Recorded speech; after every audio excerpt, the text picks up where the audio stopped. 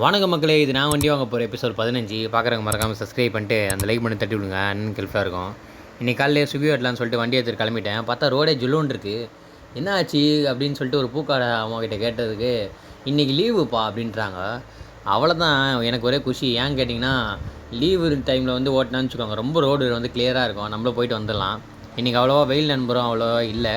சரி, ஓகே, நம்ம வண்டி ஓட்டிகிட்ருக்கலாம் அப்படின்னு சொல்லிட்டு ஸ்விக்கி ஓட்ட கிளம்பிட்டேன். கேரளா கிச்சனு, மெக்டானல்ஸு, ஸ்கை ஒன்று, ஐடி மாஸ்டர் ஷெஃப்னு சொல்லிட்டு எல்லா இடத்துலையும் வாங்கி வாங்கி கொடுத்துட்டு இருந்தேன். ஒரு பில்டிங்கு போனேன். அந்த பில்டிங்கு பார்த்திங்கன்னா, லிஃப்ட்டில் கூட இந்த மாதிரி இந்த ஒரு ஆர்ட் ஸ்டைல் வச்சுருந்தாங்க. சூப்பராக இருந்தது, எனக்கு ரொம்ப பிடிச்சிருந்தது.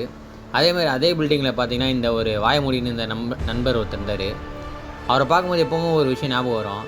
எல்லாத்தையும் மூடின்னு இருந்தால் வாழ்க்கை சூப்பராக இருக்கும், முதல்ல வாய மூடின்னுறா அப்படின்ற மாதிரி தோணும்.